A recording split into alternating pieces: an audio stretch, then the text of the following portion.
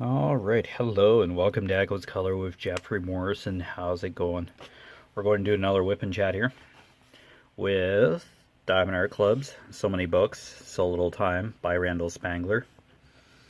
We're about in center around here. Yeah, somewhere. Okay, square drill. 22 inches by 43 inches or 56 centimeters by 109 centimeters. 53 colors, including 2 ABs, which stands for Aurora Borealis, and they're an iridescent coated type of drill that sparkles a little brighter than that of regular drills.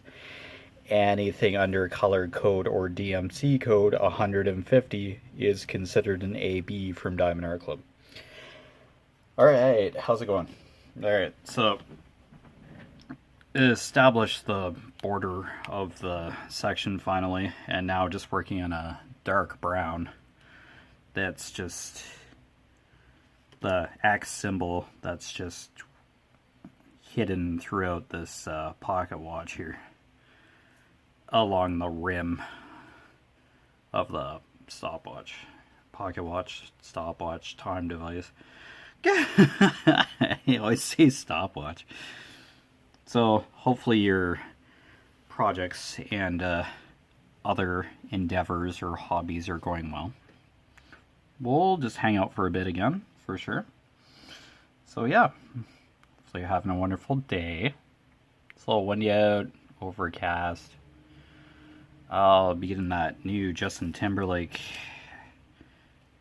CD today, so I'll get a listen to that while I'm on the exercise bike probably this evening. If it comes today, should be able to. It came out today, so yay. Always like Justin Timberlake, so yay. Yay, new music.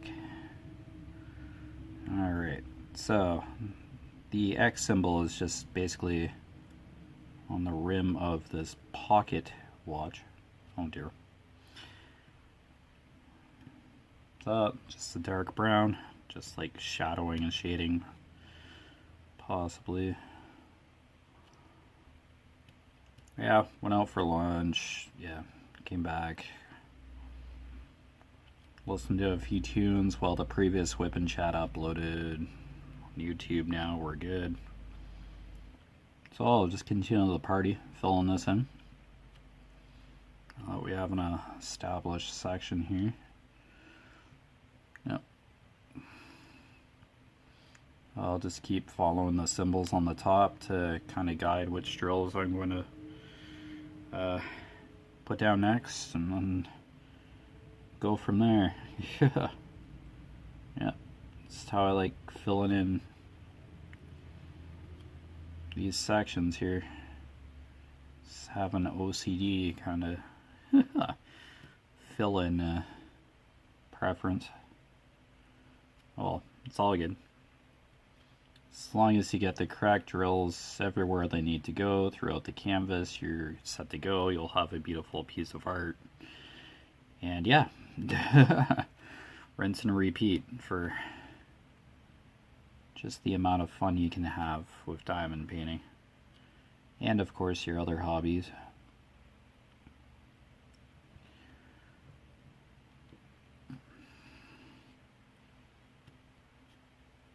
Yeah, I've heard about people still playing Dungeons and Dragons, and I think the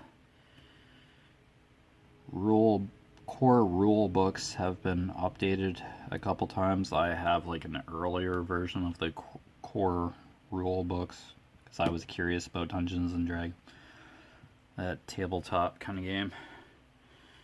So yeah, so of course during one of these Breath of the Wild streams on YouTube, was watching on YouTube.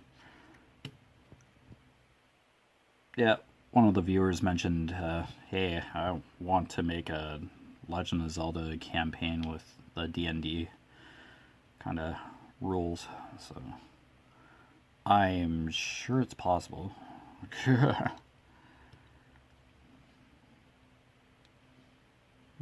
Link would be your character, or you just make up a character in the Hyrule universe.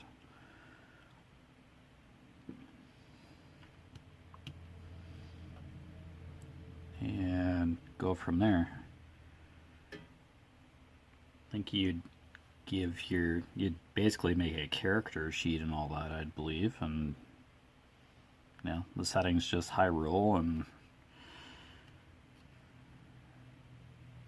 yeah, I don't think it'd be too much of a building from the ground up kind of thing. Building from scratch, I'm pretty sure you could follow sort of a model to create a scenario or a campaign for people to play. Oh, excuse me. Hiccups. Alright. Oh, sounds like a great idea, but also, yeah, the time commitment part was mentioned for those D&D campaigns kind of thing. Yep, some of those Dungeons and Dragons campaigns you can just play over the course of an evening with a group of people for a couple hours, a small adventure, or I think there are campaigns that have just gone for a few years, or they got abandoned because people had developed other responsibilities, went to college, or yeah, started families and stuff. Yeah.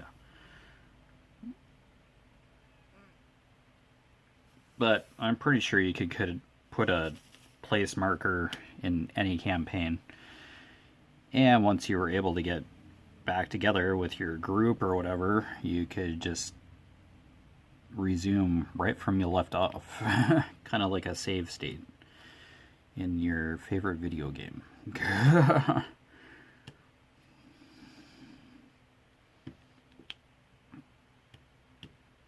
Yeah, I don't think D&D is really a limited kind of game model or game frame work.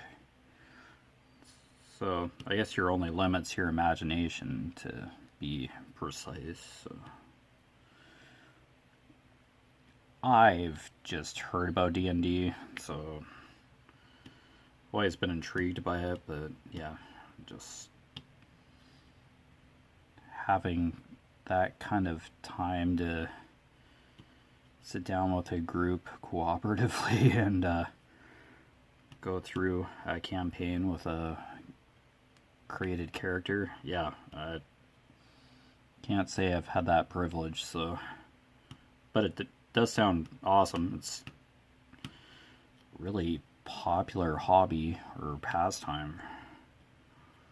Probably a full-time job for some people. Like, I think there are like a couple YouTube channels where there are groups of D&D players who have long-running characters in continuous campaigns that they're still playing today. That must take time to go through a campaign, depending on the amount of detail, etc. And you have a dungeon master who created the campaign, and they officiate kind of the content and make sure all the characters are following their rules and are allowed to do what they can in the game, campaign, game, etc. So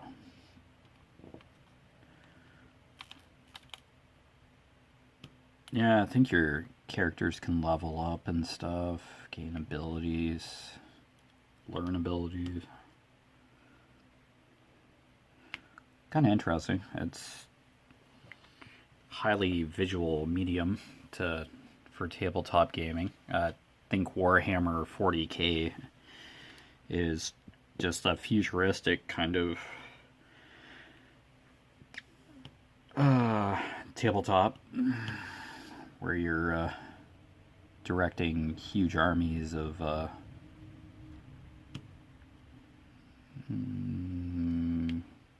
mechs. Mech warfare? Is that just gigantic robots or something? robots. That sounds so bad. I don't know the terminology for Warhammer. Technology, yeah, very similar to D&D, like tabletop wise, but I'm sure the rules are way different.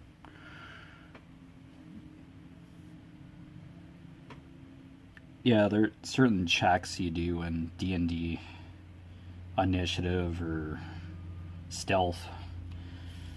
If you're like characters sneaking around in a enemy base or something, can determine how stealthy that character is if they get noticed by anybody. Yeah. D&D can be very intricate, and it gets picked on all the time. There's videos all over YouTube Shorts or whatever making fun of D&D or picking on it. Think a character was holding a ladder, and the party for that campaign was standing by a castle wall, and the ladder would have been perfect, but the character holding the ladder that had looted it from somewhere else earlier on in the campaign, which you don't see in this YouTube short, but it's like kind of summarized because the ladder's, the character's like holding this ladder on his shoulder, like he has it on his shoulder, and it's the thing we need, but he did an observation check or something. He did some sort of check, and he rolled like a 2 or something, and yeah, he couldn't find the ladder. It's just like, yeah, you kind of rely on dice rolls and there are various types of dice. 6-sided, 12 D12s. Is there D12s on that? There are certain checks that you do with these dice, and the higher the number, I think the more positive the outcome, or the greater result you have for the check. So if you get a high roll for like stealth, that character who made the roll will be quiet as a mouse kind of thing and sneak past guards or something on a base, or to steal something, and then there's probably a roll for character to successfully steal something or open a treasure chest or something. Yeah, it's very intricate. I remember having the early version rules, maybe like version 3 rules or something, but yeah, I'm sure D&D is always tweaking with their core rules to refine the game for everybody. And of course, I'm sure the Dungeon Master can just use those rules as a framework for what they want to do to make it fair for everybody. All the players, if they want to tweak the game a bit, yet still adhere to the core rules. So yeah, just think of Dungeons and Dragons as like a board game kind of thing too, like Sorry or Candyland, Monopoly. Yeah, it's a board game, but it's just really descriptive story unfolding on like kind of, I don't know, maps or graphed coordinated landscapes, elaborate settings maybe. Yeah, just like your character could be like a miniature. That's probably where the popularity of miniatures comes from. That, as well as Warhammer 40,000. It's like mini figurines that you can move, manipulate in the universe of your campaign / game, and yeah, tell the story in a visual way. So people can visualize it that way, yet be acting in the narrative, the continuing narrative, with the figurines telling the story through their actions and what happens in the campaign via the dungeon master. So yeah, it's just verbal storytelling, verbal visual storytelling around a table. Yeah, and it's a role-playing game because each individual player is as a character and class. Rogue, thief, yeah, mage probably. Yeah, I'm not sure what the classes are exactly, but 100% at this point. But I'm sure there are like weapon shops and stuff, towns that the characters can visit and rest in to recover their hit points and all that.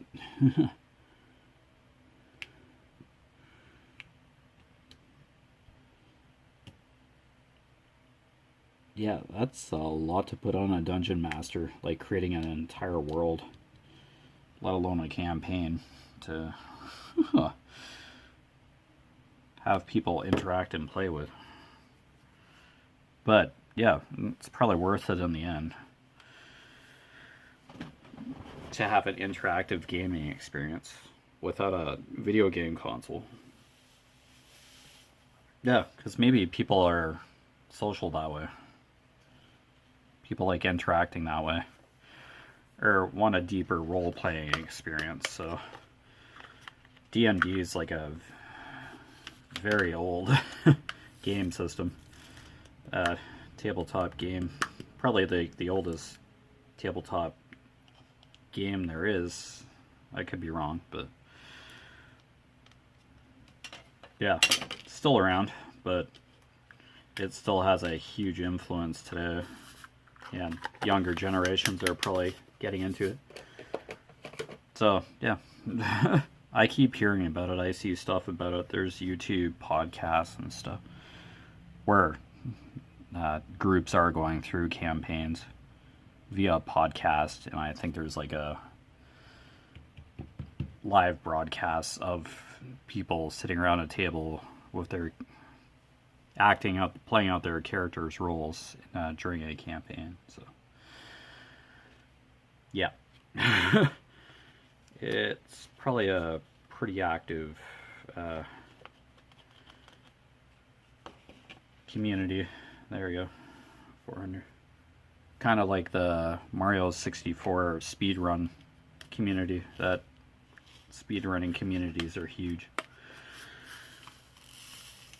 And of course there's like competitions and things, and a master leaderboard for completion times and documented completed runs. Yeah, I'm pretty sure you could do it professionally or something via certain membership or something. Yeah, I don't know too much about that, but yeah, I think people like just play an emulated version of Super Mario 64 on their PCs or whatever with Xbox controllers or whatever, wireless Xbox controllers, and yeah, just collect 120 stars or 70 stars, and there are certain conditions, and yeah, I like watching that kind of gameplay. Okay, we're just on the rim of the Poketwatch again. This lighter brown. Thinking this is like brass or yeah, some sort of brass frame for this watch. So yeah, it's coming in really cool. Really nice looking pocket watch, and I don't think I've ever seen a 24-hour pocket watch before. I just remember they were like 12-hour pocket watches with Roman numerals usually. That's how I've seen them. Or am I thinking grandfather clocks? Well, it's an analog kind of pocket watch anyway. It's not digital because it has hands.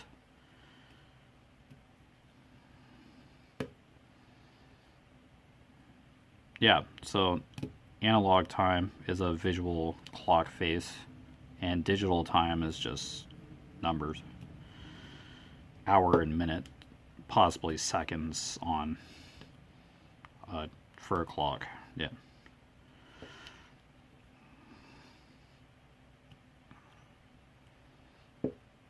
On most cell phones, it's digital time. I'm pretty sure you could have an analog clock lock screen or whatever, or set up your lock screen to be an analog clock. Like, people still like that aesthetic.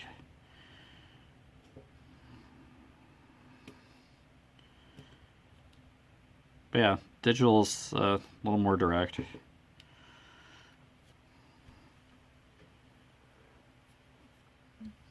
But yeah, analog. Yeah, you certainly have to learn how to like read a clock. But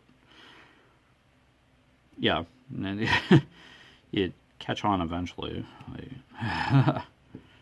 And clocks are made differently. Some just have lines for 12-hour clocks, so you have to have an idea of what the orientation of the numbers are.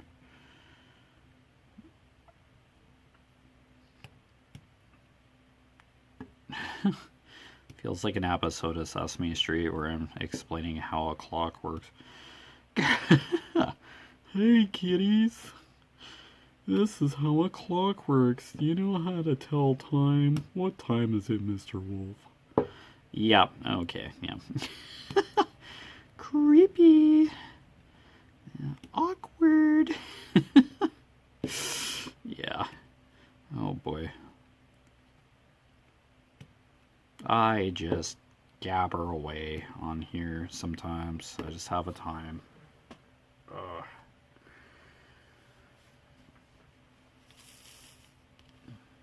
But yeah, the vast majority of this section is like the pocket watch. It still have the top half ellipse crescent of the clock, but pocket watch, clock, watch, time device. Oh man, I'm always gonna stay stopwatch. Am I not? Doesn't take much. Stopwatches have this roundness to them as well, most of the time anyway.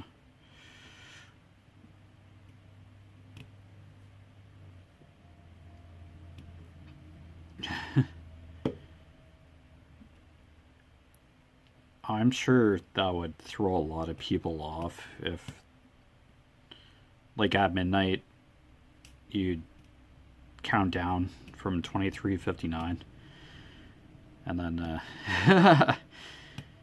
like, using army time or whatever.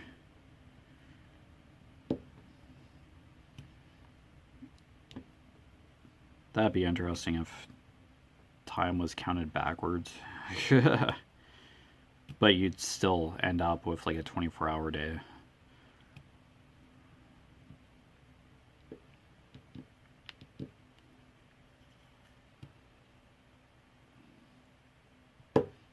Yeah, it'd certainly be a strange kind of thing to see in action, though, if time did count down every day instead of the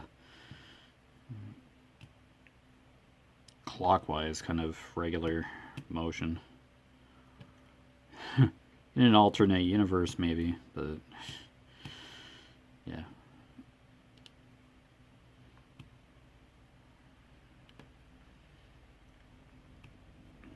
Well, if you fly across the world, there's different time zones, and you'd either be going in the past if you're in like our area, and more, it's like already tomorrow in like Japan, so you kind of think of it that way. Like, Japan's probably like a day ahead or something already. It's just weird how it works out. Whoever thought of this time concept is just like, oh, what? How could you tell? How do you, like, how did you figure out these time differences, or why? It's weird. It's like a science or something, or mathematical problem, something. Couldn't tell you. Oh, hiccups, great. Wow, it's just clever. Oh, if you're flying here, you're going to go through like 2 or 3 different time zones, and you're going to be in the past or something. Seen various videos or something on YouTube with time travel stuff, and like just like plane flights, that kind of thing, going through time zone. So yeah, it's just, there's bands of time, like different time zones along the longitude of the planet, of how it was mapped out. Yeah, longitude, I think that's from north to south. Excuse me, hemispheres of the planet, and there's like vertical columns, yeah, on a world map most of the time, where they give you the time zones. So yeah, it's needed like a world map placemat to figure out where stuff is and what time it is somewhere, or you just look it up on Google, like what time is it in like Thailand or something. Like just like world clocks like everywhere. Probably like news outlets,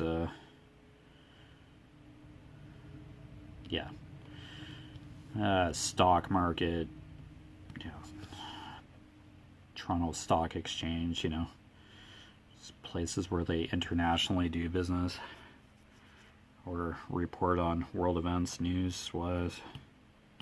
Yeah.